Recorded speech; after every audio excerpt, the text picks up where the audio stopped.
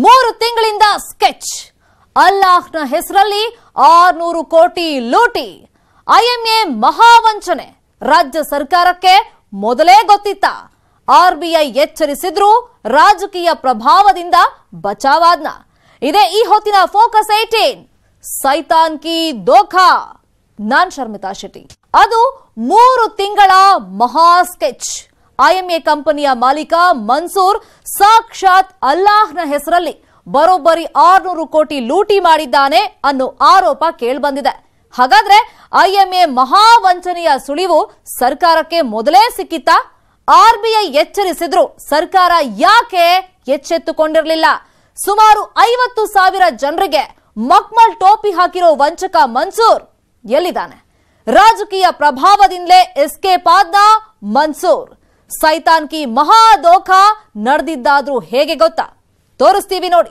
ನಮ್ಮ ಫ್ಯಾಮಿಲಿಯಿಂದ ಅರೌಂಡ್ ಒಂದು 40 lakhs invest ಮಾಡಿದ್ದೀವಿ 3,000 ರೂಪಾಯಿ ಕೊಟ್ಟವರು 6,000 ರೂಪಾಯಿ ಕೊಡ್ತಾ ಇದ್ದು 3 ತಿಂಗಳು ಕೊಟ್ಟಿಲ್ಲ ಮಕ್ಕಳದು ಮದುವೆಗೆ ಹಾಕಿದ್ದು 5 ದಿವಸ ಆಯ್ತಾರೆ ಬರ್ಬಿಟ್ಟು ಹಾಕಿ 3 ತಿಂಗಳಿಂದ ಸ್ಕೆಚ್ ಅಲ್ಲಾಹ್ನ ಹೆಸರಲ್ಲಿ 600 ಕೋಟಿ ಲೂಟಿ ಹೋಗದೆ ನೈಸಾ ಹೇಳ್ತದೆ ಏನಾಗಲ್ಲ ನಾನು ಕುರಾನ್ ಮೇಲ್ಗಡೆ ಸತ್ಯ ಹಾಕ್ತೀನಿ ಏನು ಮಾಡೋದಿಲ್ಲ ಅಲ್ಲ ಮೌಲಿ ಸಾಬ್ ಹಿಂಗೆ ಮಾಡಿದೆ ನಾವು ಬರ್ದು ಕುಳ್ಬಿಟ್ಟೇನ ಏನಾಗಿಲ್ಲ ಯೋಚನೆ ಸರ್ಕಾರಕ್ಕೆ ಮೊದಲೇ ಗೊತ್ತಿಚ್ಚಕನ ಬೆನ್ನಿಗಿದ್ರ ರಾಜಕಾರಣಿಗಳು ಕಣ್ಣೀರ ಕಡಲಲ್ಲಿ ಮುಳುಗಿರೋ ಇವರನ್ನು ನೋಡಿದ್ರೆ ಅಯ್ಯೋ ಪಾಪ ಅನ್ನಿಸುತ್ತೆ ಯಾಕಂದ್ರೆ ಬಡ್ಡಿ ಆಸೆಗೆ ಬಿದ್ದ ಇವರು ಲಕ್ಷಾಂತರ ರೂಪಾಯಿ ಅಸಲನ್ನೇ ಕಳ್ಕೊಂಡಿದ್ದಾರೆ ವಂಚಕ ಐಎಂಎ ಜುವೆಲರ್ಸ್ ನಲ್ಲಿ ಲಕ್ಷಾಂತರ ರೂಪಾಯಿ ಹೂಡಿಕೆ ಮಾಡಿ ಇದೀಗ ಉದ್ದುದ್ದ ಪಂಗನಾಮ ಹಾಕಿಸ್ಕೊಂಡಿದ್ದಾರೆ ಕಂಪನಿ ಮಾಲೀಕ ಎಲ್ಲಿ ಹೋದ ಅಂತ ಹೇಳಿ ಬಾಯ್ ಬಡ್ಕೊಂತಿದ್ದಾರೆ ಹಾಗಾದ್ರೆ ಇವರು ಮೋಸ ಹೋಗಿದ್ದು ಹೇಗೆ ಬರೋಬ್ಬರಿ 50,000 ಮಂದಿಗೆ ಉಂಡೆನಾಮ ತಿಕ್ಕಿದ ಆ ಕಿಲಾಡಿ ಎಸ್ಕೇಪ್ ಆಗಿದ್ದು ಹೇಗೆ ಆತ ಮಾಡಿದ 3 ತಿಂಗಳ ಸಂಚಿನಂತೆ ಸುಮಾರು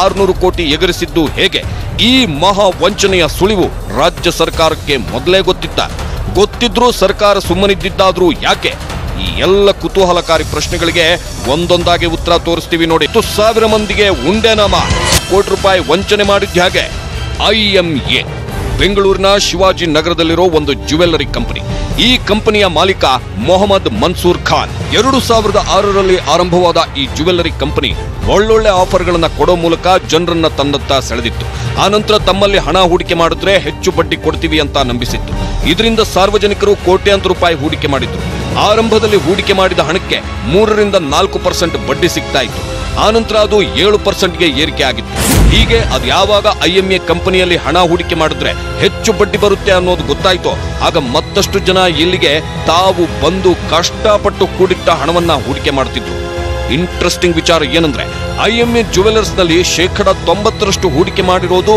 ದೋಖಾದ ಬ್ಲೂ ಪ್ರಿಂಟ್ ಮೌಲ್ಯಗಳನ್ನ ಮುಂದಿಟ್ಟುಕೊಂಡು ಅಮಾಯಕರಿಗೆ ಗಾಳ ಐಎಂಎ ಕಂಪನಿ ಮಾಲೀಕ ಮನ್ಸೂರ್ ಖಾನ್ ಪಕ್ಕಾ ಬಿಸ್ನೆಸ್ ಮ್ಯಾನ್ ಯಾವುದನ್ನು ಲೆಕ್ಕಾಚಾರ ಇಲ್ಲದೆ ಕೈ ಹಾಕ್ತಾನೆ ಇರಲಿಲ್ಲ ಹೆಚ್ಚು ಬಡ್ಡಿ ಆಸೆ ತೋರಿಸಿ ಜನರಿಂದ ಹೆಚ್ಚು ಹಣ ಹೂಡಿಕೆ ಮಾಡಿಸ್ಕೊಳ್ತಿದ್ದ ತಾನು ಮಾಡೋ ಮೋಸದ ಕೆಲಸಕ್ಕೆ ಧರ್ಮವನ್ನು ಅಡ್ಡ ಇಟ್ಕೊಂಡಿದ್ದ ನಮ್ಮ ಜನಾಂಗ ಉದ್ಧಾರ ಆಗಬೇಕು ನಮ್ಮ ಜನ ಬೆಳಿಬೇಕು ಹೀಗಾಗಿನೇ ನಾನು ಅವರು ಹೂಡೋ ಹಣಕ್ಕೆ ಹೆಚ್ಚು ಬಡ್ಡಿ ಕೊಡ್ತಿದ್ದೀನಿ ಅಂತ ಹೇಳ್ಕೊಂಡಿದ್ದ ಸಾಲ್ದು ಅಂತ ಇದಕ್ಕೆ ಮೌಲ್ವಿಗಳನ್ನು ಬಳಸಿಕೊಂಡು ಜನರು ಹೆಚ್ಚು ಹೂಡಿಕೆ ಮಾಡುವಂತೆ ನೋಡಿಕೊಂಡಿದ್ದ ಆದ್ರೆ ಕೊನೆಗೆ ತನ್ನ ಧರ್ಮದವರನ್ನೇ ಕೆಡ್ಡಾಗೆ ಕೆಡವಿದ ಮನ್ಸೂರ್ ಬರೋಬ್ಬರಿ 600 ಕೋಟಿ ರೂಪಾಯಿ ವಂಚಿಸಿ ಎಸ್ಕೇಪ್ ಆಗಿದ್ದಾನೆ ಖಾನ್ ನಾಪತ್ತೆಯಾಗಿದ್ದಾನೆ ಅನ್ನೋ ಸುದ್ದಿ ಕೇಳಿ ಸಾವಿರಾರು ಮಂದಿ ಹಣ ಕಳೆದುಕೊಂಡವರು ಕಂಗಾಲಾಗಿ ಹೋಗಿದ್ರು ದಿಢೀರ್ ಶಿವಾಜಿನಗರದಲ್ಲಿರೋ ಕಚೇರಿ ಬಳಿ ಜಮಾವಣೆಗೊಂಡು ಪ್ರತಿಭಟನೆ ನಡೆಸಿದ್ರು ಇದರಿಂದ ಕೂಡಲೇ ಅಲರ್ಟ್ ಆದ ಪೊಲೀಸರು ಸ್ಥಳಕ್ಕೆ ದೌಡಾಯಿಸಿ ಪರಿಸ್ಥಿತಿ ನಿಯಂತ್ರಿಸಲು ಹರಸಾಹಸಪಟ್ಟರು ಅಷ್ಟೇ ಅಲ್ಲ ಐಎಂಎ ಕಂಪನಿ ವಿರುದ್ಧ ಪೊಲೀಸ್ ಠಾಣೆಯಲ್ಲಿ ದೂರು ದಾಖಲಿಸುತ್ತಿದ್ದಾರೆ ಎಲ್ಲರೂ ಕಟ್ಟಿದ್ರು ಅಂತ 13 ವರ್ಷ ನಡೆಸ್ತಾವ್ರೆ ಅಂದ್ರೆ ನನಗೆ ಭರವಸೆ ಬಂತು ಅದಕ್ಕೆ ನಾನು ತಂದು ಹಾಕಿದೆ ಮನೆಗೆ ಹೋಗಿ ಹಾಕಿ ಸೈಡ್ ಮಾಡಿ ಹಾಕಿದ್ದೀನಿ ನನಗೆ ಟೋಟಲ್ 12 ಲಕ್ಷ 6 ಲಕ್ಷ ನನ್ನ ಹೆಸರ ಮೇಲೆ ಮನೆ 3 ಲಕ್ಷ ಮಗುಂದು 3 ಲಕ್ಷ ಸೊಸೆ ಮೇಲೆ 50,000 2014ರಿಂದ ಐಎಂಎ ನಷ್ಟದತ್ತ ಮುಖ ಮಾಡಿತ್ತು ಹೂಡಿಕೆ ಮಾಡಿಸಿಕೊಂಡ ಹಣಕ್ಕೆ ಹೆಚ್ಚು ಬಡ್ಡಿ ಕೊಡೋಕೆ ಸಾಧ್ಯವೇ ಇಲ್ಲ ಆದ್ರೆ ಜನರನ್ನ ನಂಬಿಸಿ ಹಣ ಹೂಡಿಕೆ ಮಾಡಿಸಿಕೊಂಡಿದ್ದ ಮನ್ಸೂರ್ ಹೀಗಾಗಿ 2014ರಲ್ಲೇ ಐಎಂಎ ನಷ್ಟದತ್ತ ವಾಲಿತ್ತು ಇದರಿಂದ ಹೂಡಿಕೆ ಮಾಡಿದವರಿಗೆ ಲಾಭಾಂಶ ನಿಂತಿತ್ತು ಆಗಲೇ ಹಣ ವಾಪಸ್ ನೀಡುವಂತೆ ಪಟ್ಟು ಹಿಡಿದಿದ್ರು ಆಗ ಬಾಯಿ ಮಾಡಿದವರಿಗೆ ಮಾತ್ರ ಹಣ ನೀಡಿ ಬಾಯಿ ಮುಚ್ಚಿಸಿದ್ದ 2016ರಲ್ಲೇ ಎಸ್ಕೇಪ್ಗೆ ಸ್ಕೆಚ್ ನೋಟು ನಿಷೇಧದಿಂದ ಬಚಾವ್ ಲಾಭಾಂಶ ಕಡಿಮೆಯಾಗಿದ್ದರಿಂದ ಸಾಕಷ್ಟು ಮಂದಿ ತಮ್ಮ ಹೂಡಿಕೆ ಹಣ ವಾಪಸ್ ನೀಡುವಂತೆ ಒತ್ತಾಯಿಸಿದ್ರು. ಆಗ ಮನ್ಸೂರ್ನನ್ನು ಕಾಪಾಡಿತ್ತು ನೋಟು ನಿಷೇಧ. ಬ್ಯಾನ್ ಆದ 500,000 ಮುಖಬೆಲೆಯ ನೋಟುಗಳಲ್ಲಿ ಹಣ ಹಿಂತಿರುಗಿಸುವುದಾಗಿ ಹೇಳುತ್ತಿದ್ದಂತೆ ಹೂಡಿಕೆದಾರರು ಸದ್ಯಕ್ಕೆ ಹಣ ಬೇಡ, ಹೊಸ ನೋಟುಗಳಲ್ಲೇ ವಾಪಸ್ ಕೊಡಿ ಎಂದು ಮನ್ಸೂರ್ಗೆ ಸಮಯ ಕೊಟ್ಟಿದ್ರು. 3 ವರ್ಷಗಳ ಬಳಿಕ ಮತ್ತೆ ಹಣಕ್ಕಾಗಿ ಡಿಮ್ಯಾಂಡ್. ಕಂಪನಿಗೆ ಬೀಗ ಜಡಿದು ಎಸ್ಕೇಪ್. 3 ತಿಂಗಳಿಂದ ಎಸ್ಕೇಪ್ಗೆ ಪ್ಲಾನ್. ಕಂಪನಿ ಲಾಸ್ ಆಗುತ್ತಿದ್ದಂತೆ ಮನ್ಸೂರ್ ತನ್ನ ಐಎಂಎ ಕಂಪನಿಗೆ ಬೀಗ ಜಡಿದು ಪರಾರಿಯಾಗಲು ಕಳೆದ 3 ತಿಂಗಳಿಂದ ಯೋಚಿಸಿದ್ದ. ಆದ್ರೆ ದಿಢೀರ್ ಎಸ್ಕೇಪ್ ಆದ್ರೆ ಸಿಕ್ಕಿ ಬೀಳ್ತೀನಿ ಅಂತಂದುಕೊಂಡಿದ್ದ ಮನ್ಸೂರ್ ಸೂಕ್ತ ಟೈಮ್ಗಾಗಿ ಕಾಯ್ತಾ ಇದ್ದ. ರಂಜಾನ್ ಹಬ್ಬ ಮನ್ಸೂರ್ಗೆ ಅಂಥದ್ದೊಂದು ಅವಕಾಶವನ್ನ ಕಲ್ಪಿಸಿತ್ತು. ರಂಜಾನ್ ಹಬ್ಬದ ವೇಳೆ ಐಎಂಎ ಜ್ಯುವೆಲ್ಲರಿ ಮತ್ತು ಕಚೇರಿಗೆ ರಜೆ ನೀಡಬೇಕು. ಇದೇ ಟೈಮಲ್ಲಿ ಕಚೇರಿ ಮತ್ತು ಜ್ಯುವೆಲ್ಲರಿಗೆ ಬೀಗ ಜಡಿದು ಎಸ್ಕೇಪ್ ಆಗಲು ಸ್ಕೆಚ್ ಹಾಕಿದ್ದ. ಅಂದುಕೊಂಡಂತೆ ರಂಜಾನ್ ಹಬ್ಬದ ಹಿಂದಿನ ದಿನ ಈದ್ ಉಲ್ ಫಿತರ್ ಅಂದು ಕಚೇರಿ ಮುಂಭಾಗ ಫಲಕ ಹಾಕಿ ರಜೆ ನೀಡಿದ್ದ ಮನ್ಸೂರ್ ಖಾನ್. ಆದ್ರೆ ಹಬ್ಬ ಮುಗಿದ ಮೇಲೂ ಕಚೇರಿ ಬಾಗಿಲು ಓಪನ್ ಆಗದಿದ್ದಾಗ ವಂಚನೆ ಪ್ರಕರಣ ಬಟಾ ಬಯಲಾಗಿದೆ.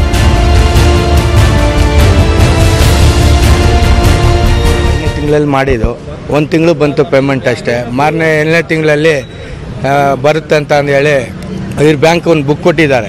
ಆ ಬುಕ್ಕಲ್ಲಿ ಎಂಟ್ರಿ ಆಗಿದೆ, ನಮ್ಮ ಬ್ಯಾಂಕಲ್ಲಿ ಬಂದಿಲ್ಲ ಕಾಸು. ತಿರ್ಗಾ ಬಂದು ಕೇಳಿದ್ಕೆ 15ಗೆ ಕೊಡ್ತೀರಿ ಅಂದರು.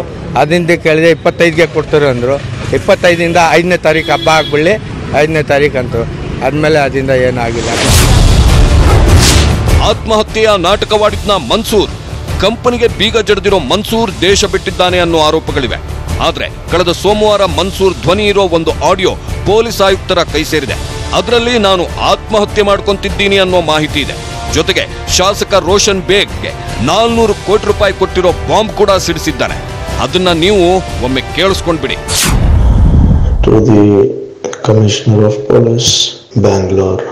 Sir, my name is Mansoor and I am the founder of IMA Jewels.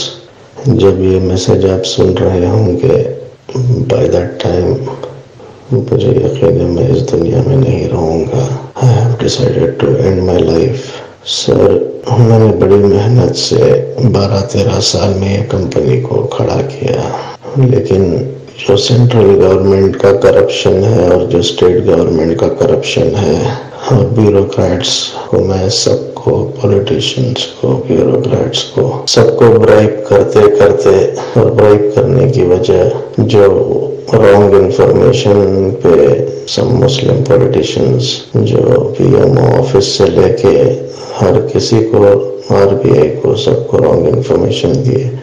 मेरा फाइनल प्रॉब्लम तब शुरू हुआ when my local MLA of Shivaji Nagar denied to return back my 400 crore rupees when he did not get the ticket. ಹಾಗಾದ್ರೆ ಮನ್ಸೂರ್ ಆತ್ಮಹತ್ಯೆ ಮಾಡಿಕೊಂಡಿದ್ದಾನೆ. ಶಿವಾಜಿನಗರ ಶಾಸಕ Roshan Baig IMA company ಮಾಲೀಕ ಮನ್ಸೂರ್ ಖಾನ್ ಅವರಿಂದ 400 ಕೋಟಿ ರೂಪಾಯಿ ಪಡೆದುಕೊಂಡಿದ್ದಾರೆ. ಅದನ್ನು ಹಿಂದಿರುಗಿಸಲೇ ಇಲ್ವಾ? ಇದೇ ಕಾರಣಕ್ಕೆ ಮನ್ಸೂರ್ ಕಂಪನಿ ಲಾಸ್ ಆಯ್ತಾ? ಇದು ನಿಜಾನ ಅಥವಾ ಸುಳ್ಳ ಅನ್ನೋದ್ರ ಬಗ್ಗೆ ತನಿಖೆ ನಡೆಯಬೇಕಾಗಿದೆ. ಇಂಟ್ರೆಸ್ಟಿಂಗ್ ವಿಚಾರ ಏನಂದ್ರೆ, ಐಎಂಎ ಕೋಟಿ ರೂಪಾಯಿ ವಂಚನೆಯ ಬಗ್ಗೆ ರಾಜ್ಯ ಸರ್ಕಾರಕ್ಕೆ ಈ ಮೊದಲೇ ಗೊತ್ತಿತ್ತು ಎನ್ನಲಾಗುತ್ತಿದೆ. ಹಾಗಾದ್ರೆ ರಾಜ್ಯ ಸರ್ಕಾರ ಯಾಕೆ ಕ್ರಮ ತೆಗೆದುಕೊಂಡಿಲ್ಲ? ಗೊತ್ತಿದ್ದು ಸುಮ್ಮನಿದ್ದಿದ್ಯಾಕೆ ಅನ್ನೋ ಪ್ರಶ್ನೆಗಳು ಹುಟ್ಟುಕೊಂಡಿವೆ. ವಂಚನೆ ಬಗ್ಗೆ ಸರ್ಕಾರಕ್ಕೆ ಈ ಮೊದಲೇ ಗೊತ್ತಿತ್ತ? ಹಾಗಿದ್ರೆ ಗೊತ್ತಿದ್ರೂ ಐಎಂಎ ಕಂಪನಿ ವಿರುದ್ಧ ಯಾಕೆ ಕ್ರಮ ಕೈಗೊಂಡಿರಲಿಲ್ಲ? ಶಾಸಕ ರೋಷನ್ ಬೇಗ್ ಮೇಲೆ 400 ಕೋಟಿ ಆರೋಪ ಕೇಳಿಬಂದಿದ್ದು ಯಾಕೆ? ಮನ್ಸೂರ್ ಆರೋಪದಿಂದ ರೋಷನ್ ಬೇಗ್ ಸಾಹೇಬ್ರಿಗೆ ಶುರುವಾಗಿತ್ತ ಐಎಂಎ ಕಂಟಕ? ಇಲ್ಲಿದೆ ನೋಡಿ pen to pen details. IMA company ಬರೀ ಕರ್ನಾಟಕದ ಜನರಿಗಷ್ಟೇ ಅಲ್ಲ, ಆಂಧ್ರ, ಕೇರಳ, ತಮಿಳುನಾಡಿನ ಜನರಿಗೂ ವಂಚನೆ ಮಾಡಿದೆ. ಹೀಗಾಗಿ ದೂರದ ಊರುಗಳಿಂದ ಜನ ಬೆಂಗಳೂರಿಗೆ ಬಂದು ಕಂಪನಿ ಮಾಲೀಕ ಮನ್ಸೂರ್ ಮೇಲೆ ದೂರು ನೀಡಿದ್ದಾರೆ. ಇಂಟ್ರೆಸ್ಟಿಂಗ್ ವಿಚಾರ ಏನು ಅಂದ್ರೆ, ಐಎಂಎ ಕಂಪನಿ ಆಂಬಿಡೆಂಟ್, ಅಜ್ಮೇರ ಸೇರಿ ಒಟ್ಟು 8 ವಂಚಕ ಕಂಪನಿಗಳ ಮಾತೃ ಸಂಸ್ಥೆ ಅಂತ ಹೇಳಲಾಗುತ್ತಿದೆ. ಐಎಂಎನಲ್ಲಿ ಕೆಲಸ ಬಿಟ್ಟವರೇ ಈ ಕಂಪನಿಗಳನ್ನು ತೆರೆದು ವ್ಯವಹಾರ ನಡೆಸುತ್ತಿದ್ರು. ಹಲವು ಸ್ಕೀಮ್ಗಳ ಹೆಸರಿನಲ್ಲಿ 17ರಿಂದ 30% ಲಾಭಾಂಶದ ಆಸೆ ತೋರಿಸಿದ್ರು. ಇದರಿಂದ ಮನ್ಸೂರ್ ಐಎಂಎ ಕಂಪನಿಯ ಬುಡ ಅಲ್ಲಾಡತೊಡಗಿತ್ತು. ಹೀಗಾಗಿನೇ 2014ರ ಬಳಿಕ ಮನ್ಸೂರ್ ಕಂಪನಿ ನಷ್ಟದ ಕಡೆಗೆ ವಾಲಿತ್ತು. ಹೂಡಿಕೆ ಮಾಡಿದವರಿಗೆ ಲಾಭಾಂಶ ನಿಂತಿತ್ತು. ಆಗಲೇ ಹಣ ಹೂಡಿಕೆ ಮಾಡಿದವರು ವಾಪಸ್ ಪಡೆಯಲು ಪಟ್ಟು ಹಿಡಿದಿದ್ದು. ಇದಕ್ಕಾಗಿ 2016ರಲ್ಲೇ ಎಸ್ಕೇಪ್ ಆಗಲು ಮನ್ಸೂರ್ ಸ್ಕೆಚ್ ಹಾಕಿದ್ದ. ಈ ವೇಳೆ ಆತನಿಗೆ ನೋಟ್ ಬ್ಯಾನ್ ಆಸರೆಯಾಗಿತ್ತು. ಆದ್ರೆ ಈ ಸಲ ಪಕ್ಕಾ ಪ್ಲಾನ್ ಪ್ರಕಾರವೇ ಮನ್ಸೂರ್ ದೇಶ ಬಿಟ್ಟಿದ್ದಾನೆ. ಈತನಿಗೆ ರಾಜ್ಯ ಸರ್ಕಾರದ ಕೆಲ ಅಧಿಕಾರಿಗಳೇ ಸಪೋರ್ಟ್ ಮಾಡಿದ್ದಾರೆ ಅನ್ನೋ ಆರೋಪಗಳು ಕೇಳಿ ಬರ್ತಾ ಇವೆ.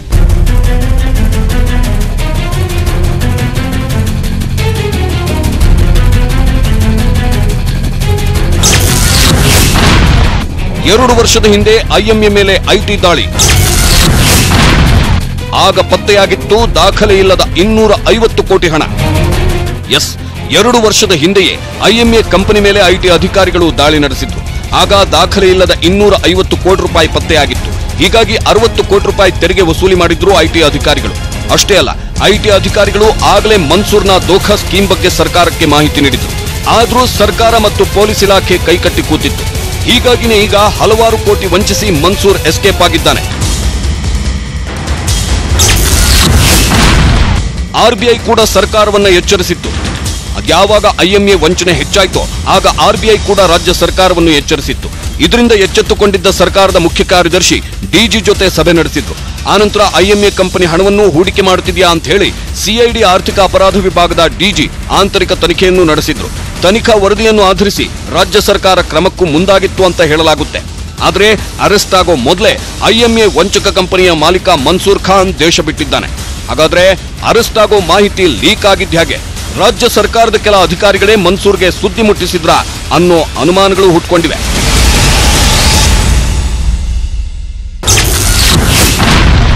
ವಂಚನೆಯ ಹಿಂದೆ ಪ್ರಭಾವಿ ರಾಜಕಾರಣಿಗಳ ಹೆಸರು.